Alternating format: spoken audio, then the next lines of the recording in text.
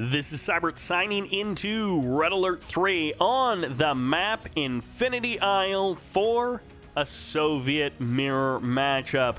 Not something that we get every day. Spawning on the left side, this is Lag, playing that classic red Soviet color, and on the right side, playing the green, this is GreenAlert. Very aptly named, very aptly colored. And this is a game from the Chinese RA3 BattleNet server. So I assume WTFsoLag question mark, which that's his real in-game name. I assume that is a Chinese player. Maybe it's Toolman, maybe it's someone else, Harlan or somebody. I don't know.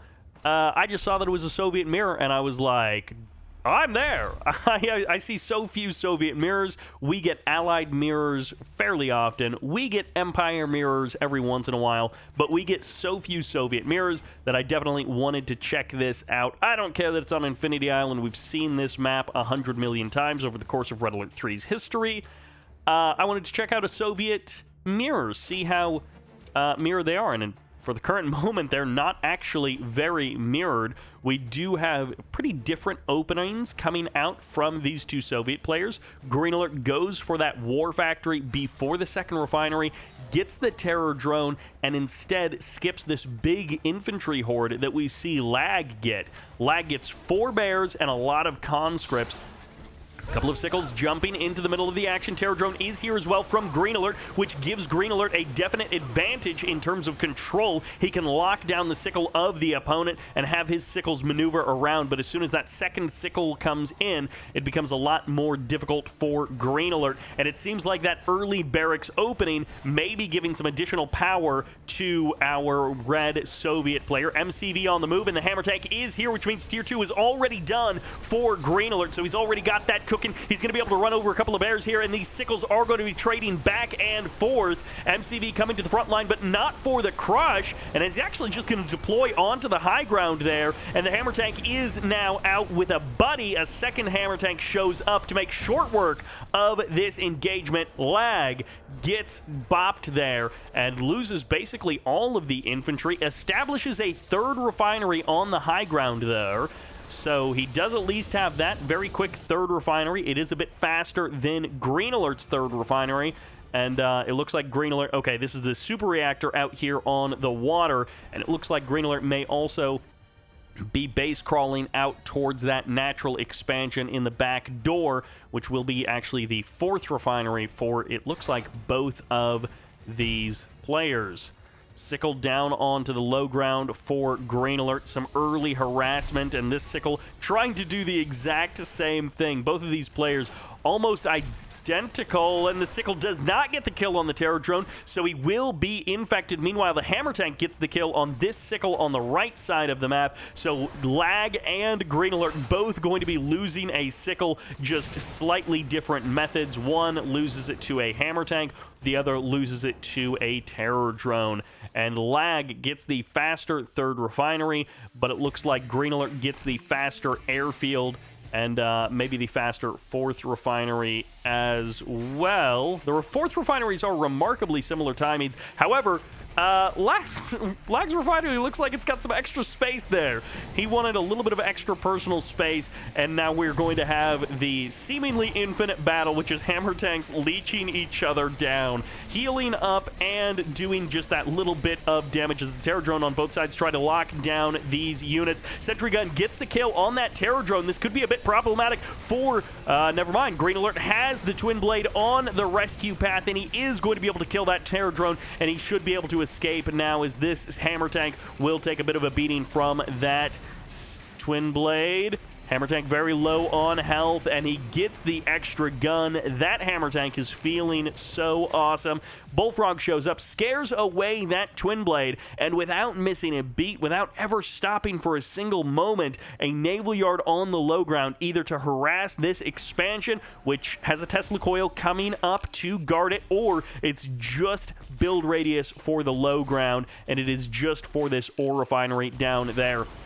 Hammer tank getting deployed, it looks like, by that twin blade down onto the low ground. Gonna find himself potentially a couple of bullfrog kills here. Always a nice thing to pick up, but the Terror drone comes down from the high ground, and this twin blade goes off somewhere else. And it is going to be just twin blades searching everywhere on this map, trying to find something. And I think Lag is about to pick himself up a second gun on one of these hammer tanks. So he's got 2 dual gun hammer tanks. Terror drone surprise comes out there as well. Bullfrog goes down on the foreground, on the high ground, excuse me, and this hammer tank picks up an anti-air weapon. Meanwhile, down on the low ground, it's a water expansion from GreenAlert. So both Soviet players securing 5 refineries extremely quickly. This is 1-2 hammer tanks versus 3. 2 of them are double barrel, and it was a hammer tank and a Terror drone that goes down on the side of GreenAlert.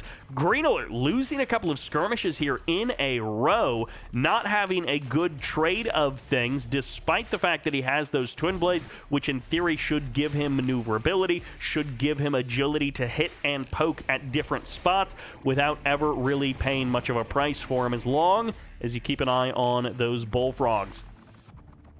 Well, the twin blades are going to be able to do some poking and prodding at this refinery and at that harvester. Meanwhile, back on the front lines, it's going to be these 3 hammer tanks, Terror drone, a couple of bullfrogs posturing near the front lines. GreenAlert is low on power, so he is overextended on that electricity.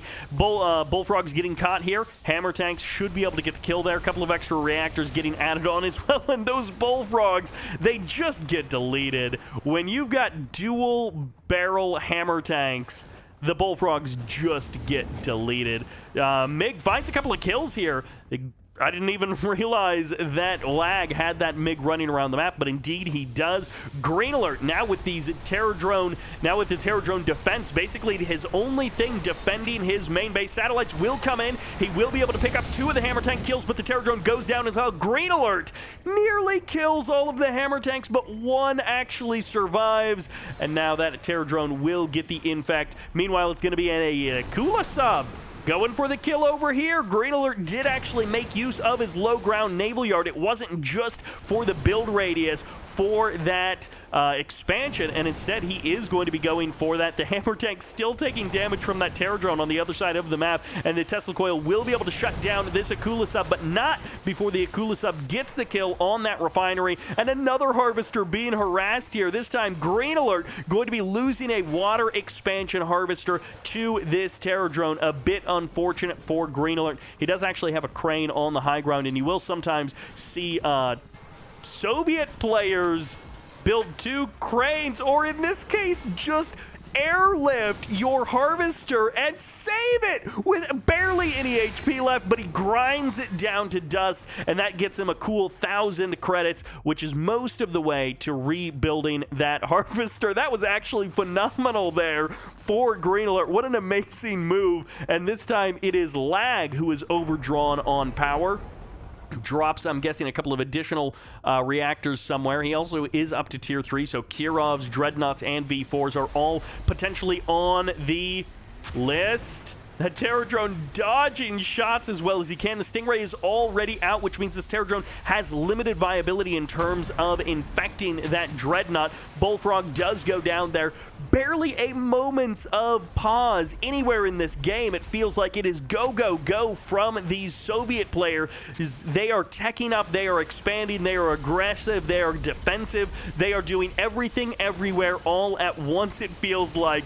And this Dreadnought now shelling that ore refinery. Twin Blade's going to be taking down that Stingray, and now without the MiG here, these get out of there, Red Twin Blades. You do not have a place to stay, but these bullfrogs will eventually allow the Twin Blades to kill off that Dreadnought. Yeah, the Dreadnought kills the refinery, then the Dreadnought goes down. Natasha can be brought forward for the snipe, quickly eliminating those Dreadnoughts from being able to actually do anything.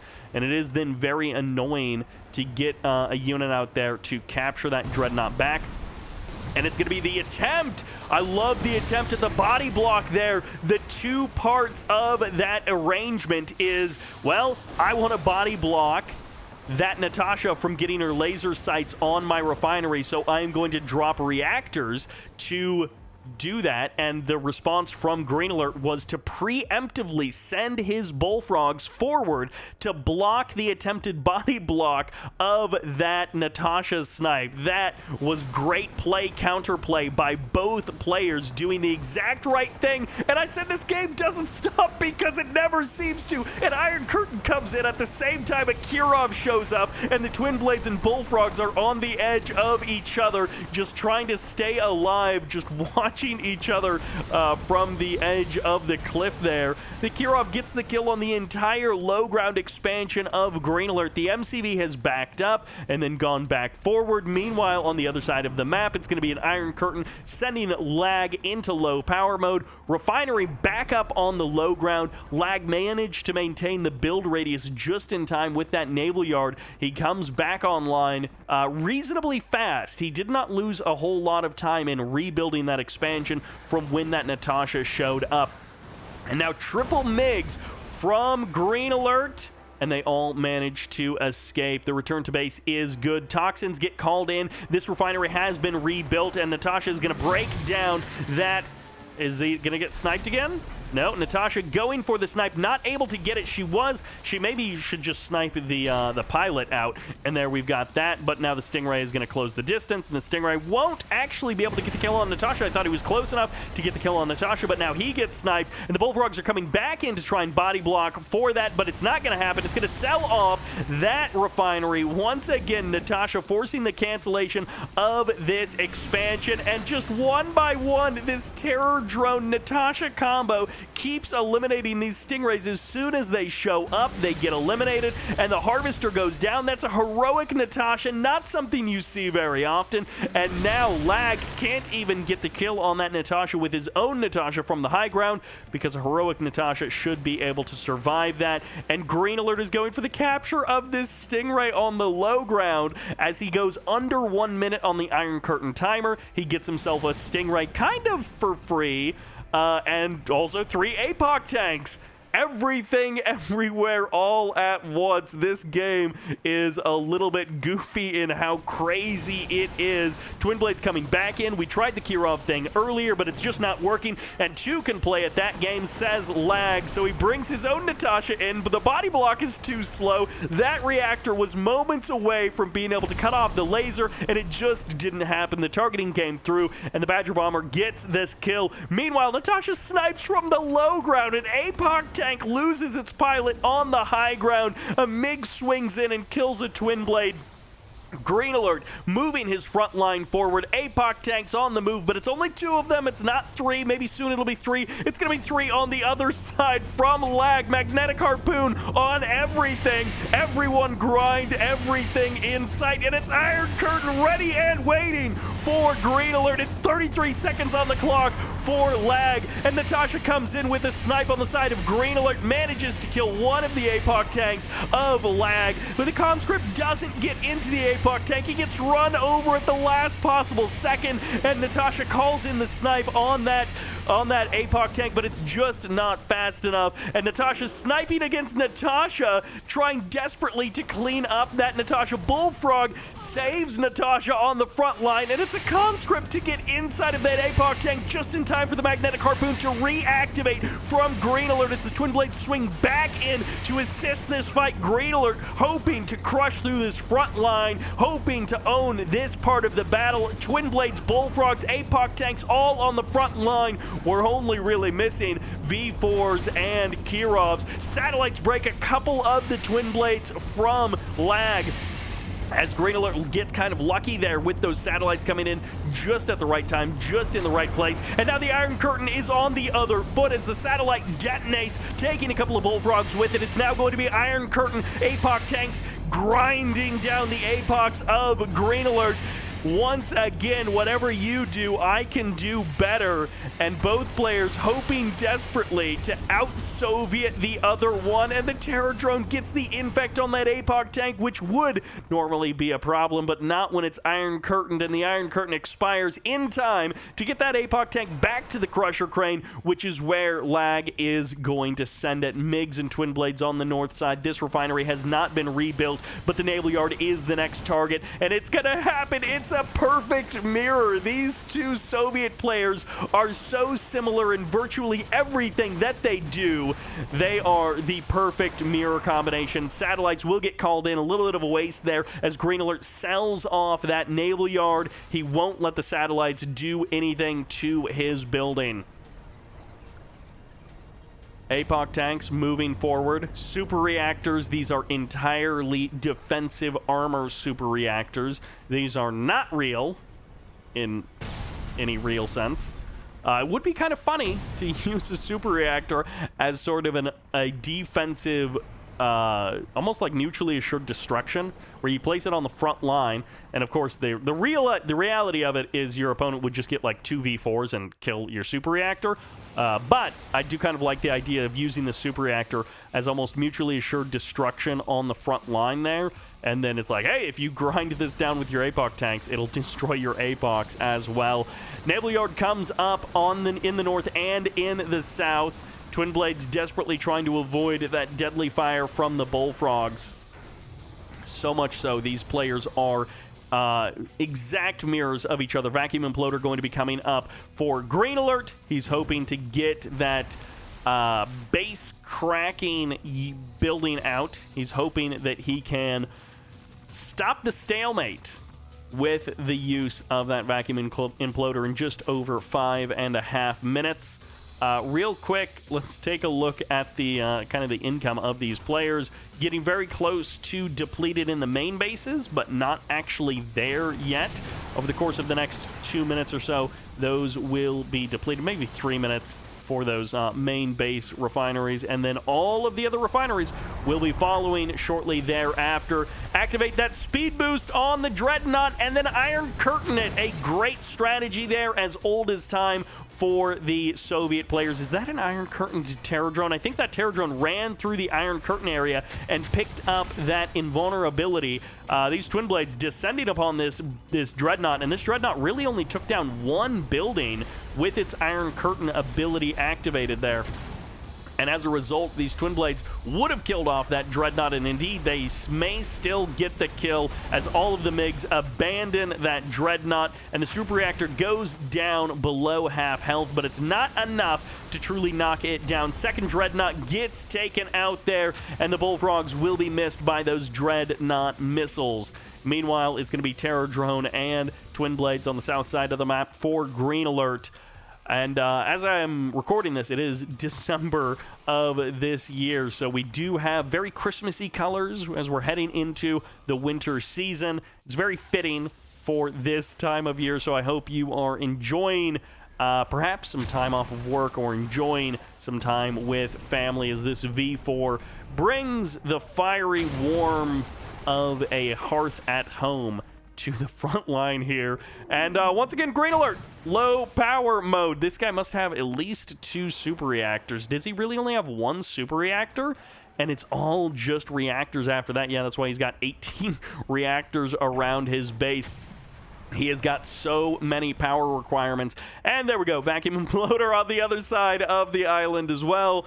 A pretty darn close to perfect mirror matchup from these players. V4 on the low ground going to be forcing the Dreadnoughts, the APOC tanks of GreenAlert back just a little bit there, and APOC tanks will receive that Iron Curtain, but the Bullfrog also received the Iron Curtain, and there goes that Badger bomber as he tries desperately to escape the fact that he was going to bomb something with an Iron Curtain on it, and it's like, yeah, that's not going to do any good. You can do all that you want to bomb out these APOC tanks, but that Iron Curtain will not let you do it, and in there the Iron Curtain will expire. Twin Blades trying to get as much damage done as they can.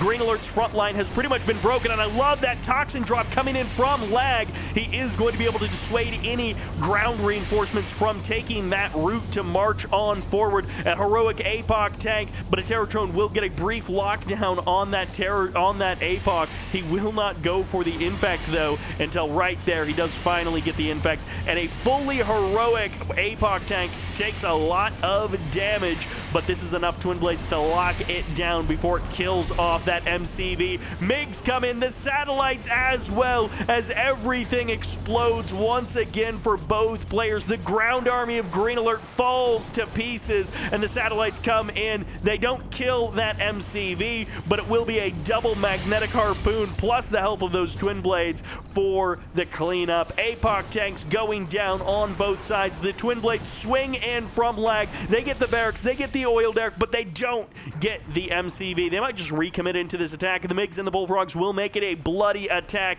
if those Twin Blades try to engage. And double Dreadnought on the north side of the map.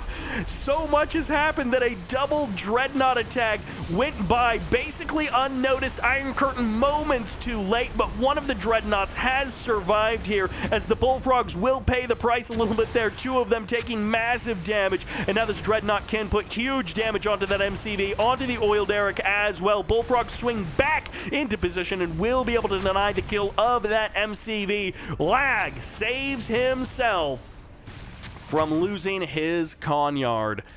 Refinery once again being established on the low ground, and at this point we must be depleted on a lot of these ore nodes. And nope, technically still working. Still got a little bit of money left in them. Very, very low, but technically a little bit of money, and that is a very low health Dreadnought, and the Terror Drone goes down as well. The Flak Cannon gets eliminated, and they both killed each other's oil derricks. It almost just feels like we're once again back at like an even situation between these two players. GreenAlert has a slight income advantage, plus 500 per minute basically in income. But that could change very much over the course of the next minute. Dreadnought goes down, V4 goes down, and Lag actually grabs the observation post away from GreenAlert. Iron Curtain is ready, and Vacuum Imploder has 35 seconds on the clock, so Lag needs to keep that in mind. As he's got that Iron Curtain, he may want to use it on some units as the Vacuum Imploder comes down. Try and save them from that, but at the same time it's only 45 seconds until the Vacuum Imploder of Lag comes up, so it's going to be very close. And these APOC Twin Blade Bullfrog Natasha armies are very prime targets for a Vacuum Imploder. If you can eliminate your opponent's army like that, are we just gonna see both armies get imploded? It almost feels like there's no other way for this to go. Vacuum Imploder is ready. Natasha snipes the V4 rocket, and these are, I believe, fresh Natashas. Yes, indeed they are. And there the observation post does go down. What do you do with your Vacuum Imploder? In this case, you don't need to use it to kill that refinery, because this Dreadnought is going to be doing that very nicely. APOC tank will be able to grab a couple of Bullfrogs here, and the Dreadnought is going to desperately try to kill off that APOC, but it just won't matter. However, the other Bullfrogs should be able to escape, and the entire base down here does get sold off. Second Naval Yard does get dropped, just to maintain that build radius. GreenAlert doesn't necessarily need it right now, but he is holding on to that for the current moment. There it is. One Bullfrog, one APOC tank, and a lot of damage onto that MCV. That will be the legacy of that Vacuum Imploder. Meanwhile, GreenAlert is probably going to try and spread out his tanks. I mean, he's got this cluster of 2 tanks here. You've got one APOC there, one over there, and then 2 on the front line. You try and go for the Twin Blades if you can get them as well. But GreenAlert, he gets a decent catch with that Vacuum Imploder, not as much as he would have liked. And Iron Curtain comes in. Oh, that was actually GreenAlert's Iron Curtain to kill off Natasha. Bullfrog picks up a little bit of the advantage as well, and that Dreadnought is not going to be able to get the kill on that MCV. MCV is down on the low ground. Okay, getting free repairs from that Crusher Crane. Vacuum Imploder still ready to go. Iron Curtain as well for Lag. He's got both of those tools at his disposal, and that's why you see GreenAlert so cautious. He's got tons of units. He is ready to go. Natasha gets saved there, and the Twin Blades do get eyes on Natasha, and maybe she will get Iron Curtained herself. but at the current moment, she is safe. Vacuum Imploder, on the other hand, fires off on the other side of the map on top of the Vacuum Imploder with the help of the satellites. It's low power mode for GreenAlert, and the satellite drop should spell demise for the War Factory, but not the Vacuum Imploder. Barracks engineer to go inside of that Vacuum Imploder and heal it up, and that feels like a bit of a blunder there. I thought a Vacuum Imploder plus a Tier 3 satellite drop would kill a Vacuum Imploder. I was wrong. So was Lag. He clearly thought that as well, and GreenAlert is now going to just produce an engineer and then heal that Vacuum Imploder back up to full health. I would have looked dumb if that was just a bear or something. The Vacuum Imploder was never healed up to full health. But nope, it's the clear move there for GreenAlert. Decent number of these Twin Blades are heroic. 3 Twin Blades are heroic. MiGs trading lives back and forth, which in a different Soviet mirror would seem much more important. Who has the MiG advantage? Who has the air advantage overall? What are you doing, Lag? Okay, well, fortunately, the MiGs of GreenAlert weren't feeling very suicidal, so they did not go and try and engage over top of those bullfrogs. But Terror Drone's going to be coming in. 3 Terror Drones here for 2 Dreadnoughts, maybe? Yeah, just 1 Dreadnought here from GreenAlert. And both of these players, oh, I love the Iron Curtain on the Terror Drone, feels very Red Alert 2, but in this case, they will get the infect on that Dreadnought, and eventually this Dreadnought will go down unless a Stingray is produced. Bullfrogs also getting infected, so a great triple infect by those Terror Drones, and on top of that, the Twin Blades swing through. They get a decent amount of damage onto that Dreadnought, which makes this Crusher Crane kind of useless from GreenAlert. He is out of cash as well, so he is probably going to have to cancel that. And unfortunately, he does not get nearly as much done with that Dreadnought as he was hoping. And, well, we are down under 3 minutes for the Vacuum Imploder of GreenAlert. And it is 3 3/4 minutes on the timer for Lag. MiGs swing in, Twin Blades going down, a couple of Twin Blades getting caught. Really good control. I don't think I've mentioned this, but I feel like there have been very few gigantic blunders from either player. I feel like both players have been doing a very good job of controlling their units carefully all throughout this game. I mean, sheesh, we're closing in on the 30-minute mark, and to have virtually no blunders, oh my gosh, that Natasha escapes with so little HP. But to have a game where 2 players are playing so equal to each other, and no one is making a big, giant mistake where they just, walk their entire army into a Cryogeddon or something like that. There's no giant mistakes by these players. This is going to be tough to stop.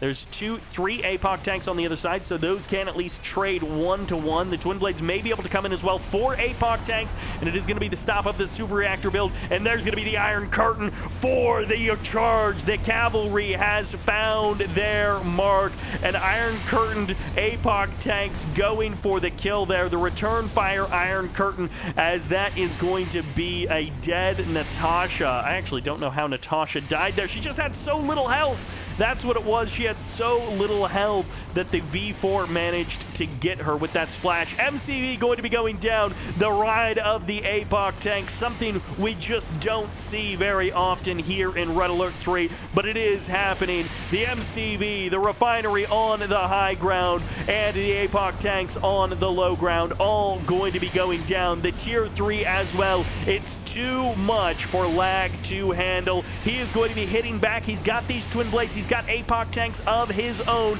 but it's going to be the target of the Tier 3. The Battle Lab is the real prime target here for GreenAlert. He shut down the MCV. He shut down the Battle Lab. If he can get the Crusher Crane as well, then it's going to be lights out for Lag.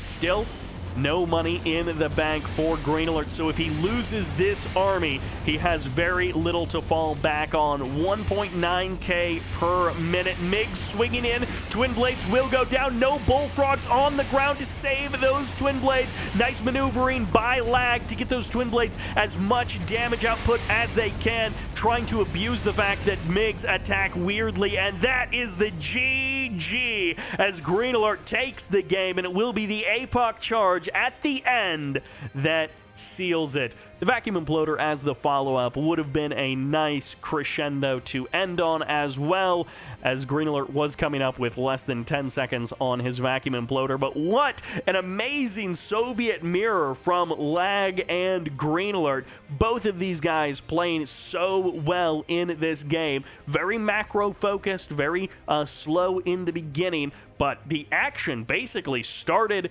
3-4 minutes in and did not stop from there. We saw a little bit of everything: Kirovs and Dreadnoughts and Hammer tanks with 2 guns, APOC tanks, and even a V4 in there as well. Thank you all very much for watching. I hope you enjoyed it, and this is Sybert signing out.